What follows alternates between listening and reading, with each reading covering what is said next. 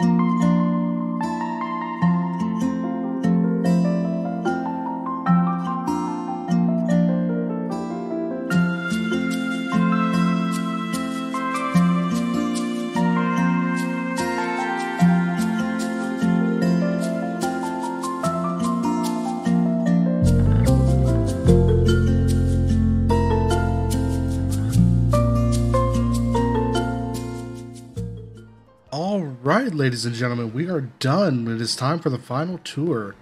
As we go in the front here, I decided to keep the same aesthetic on the outside that I did on the inside. So we still have like the same cobblestone, the nice little wood accents, and I did all the windowsills as well just to make sure. So we go in the front door here. Here's our little entryway. Got a mirror on one side, shoebox, and coat rack on the other with a little key lockbox right there as well, and an umbrella stand. You know, nice little just entryway for guests, that sort of thing. As we go into the living room, we got nice little decorations, nothing too fancy. And then, of course, you know, as we move around, we have the nice little entertainment center with all the gizmos and gadgets that gamers would be interested in. With, of course, you know, the wonderful little storage cabinet has a little bit of everything in it. When I was placing this, I kind of got to thinking as I was placing stuff on the shelves that, you know, a lot of the people that I talk to or that I game with personally, they're very, very much into crafts. So I decided to represent that a little bit right here. And as we move along and we go over into the bedroom here, we have another piece of the furniture set from the living room right here, just as a nice little side chair. Of course, we have our TV and nice little stereo here in the bedroom. And nothing really special here, just a bed, just the matches. And I decided to go with red, burgundy, excuse me, with like a burgundy red to go for, to kind of offset the vibrance of the walls, that sort of thing. And of course, I made sure to accent the walls with like different dark colors and darker themes, that sort of thing. And I'm sure you saw this one very, very early on in the video or the playthrough. There's two wardrobes here, both of them do fully open, made sure of that. Got our shoe cabinet and our shelf with a few things on it. Then we have the master bath in here. I decided to go with the cream terrazzo because I felt like that matched the walls a little bit better. And it has like those darker tones, it has the lighter tones. So everything kind of really pulls together, has a very earthy, very... honestly, it's the kind of styling that I personally am very, very good at. And I think that's why a lot of this came together so well. And as we go into the office here, of course, we got a few extra boxes over here for board games. We have a few extra things off to the side being displayed. Here we have one gaming station. Here we have another. I decided to change them up a little bit and not have like the same desk on both. So I tried to make them a little bit different. Like this one has speakers, whereas this one has headphones. This one has two monitors, whereas this one has one monitor and a laptop. You know, this one has like a very, very red and black theme. This one has like the green kind of going through it, which actually does echo. So I did a little detail here. When I did the towels, I did one as red and one as green, and a lot of that echoes throughout the house, where maybe like one of the partners is really likes red and the other one really likes green. So that kind of echoes throughout. And then of course in here, behind the door here is where I kind of had to stick the radiator and the fuse box. And that's mostly just because I didn't really have anywhere else to put them. And actually just remembered that I did not put down a security system. Let's go ahead and do that real quick. Just because I'm standing here, it's easy to do and it's a nice little touch. So we'll go ahead and we'll do like the really, really highly advanced one because I feel like people that would be living here would probably know how to use it and what to do with it. And so let's go ahead and do a CO2 sensor as well. CO2 is usually like central inside the house, so we'll go ahead and just hide it up here above this.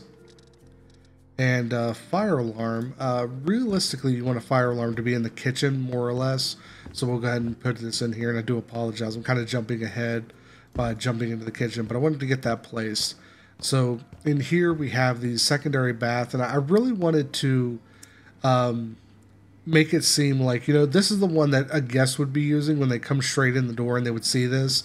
I wanted to really elevate that fantasy style with this bathtub and make it like the centerpiece of this, so that when you're walking in and you see that, like that's the first thing that you see in this bathroom.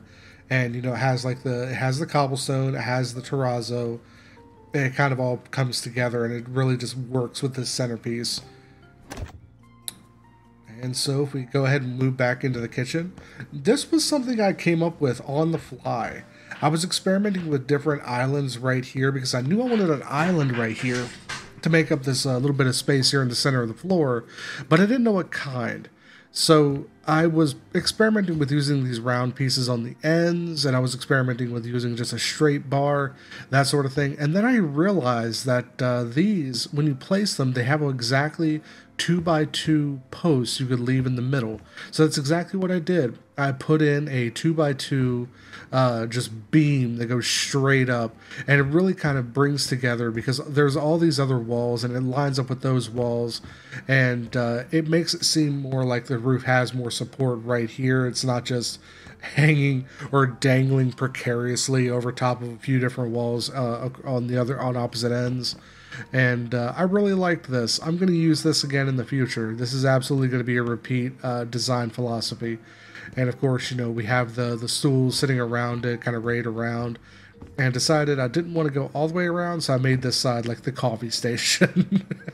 So the kitchen still has like the same design philosophy. It has this nice heavy dark wood that matches the walls. It has this multicolor like cream and white and dark brown marble that's going through it. And of course, it matches the terrazzo without being the same material, so it's not overused in this kitchen. But that was one thing I was really worried about. And over here, I realized that when I centered the refrigerator on this wall between there and there, I didn't have an even space for these, so I just covered the whole wall in the tiled terrazzo, and it actually came out looking really good. So I left it. I'm gonna keep that. Another simple design philosophy that will be repeated in the future. And then over here, of course, we have the primary game area for like guests to come in. In fact, they can even just come in and go out through this door right here. They can go in and go out that door right there. Have simple access to the kitchen, all the snacks, absolutely everything. And I painstakingly went through and placed dice, cards, cups, tokens, everything at every position.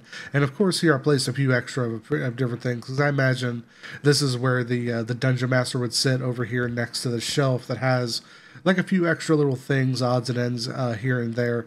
I accidentally put these too high up on the shelf.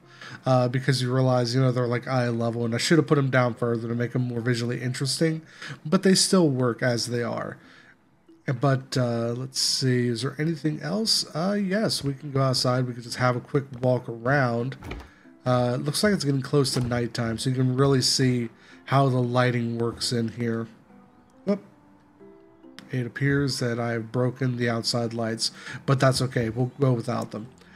So as we move around, the fence, I wanted to change the fence to a hardier, sturdier, looks like it's made of solid wood fence, like something that you would see on a half-timber house or like a tavern, something like that. And of course, as we continue around, you know, we still have the windowsills, and of course they have the decorative ends to them. Not really too much. I decided to do something different with the eaves. So I went for the natural stone as opposed to the cobblestone that I'm using down low for the foundation. And that actually worked out really well. I'm a big fan of that because it does change up the texture just enough that it makes it more visually appealing. And then as we move around to the back, we have this wonderful little patio. Not a large patio, but that's okay because all it really needs is to house this nice little grill right here for outdoor cooking and events.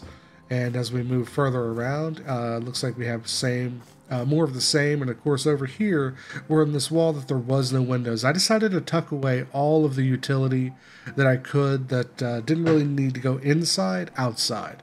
And of course that does include this boiler right here. And a large part of that is just because I didn't have a place inside to put it. I don't like the idea that it's outside, but it's not a problem that it's outside.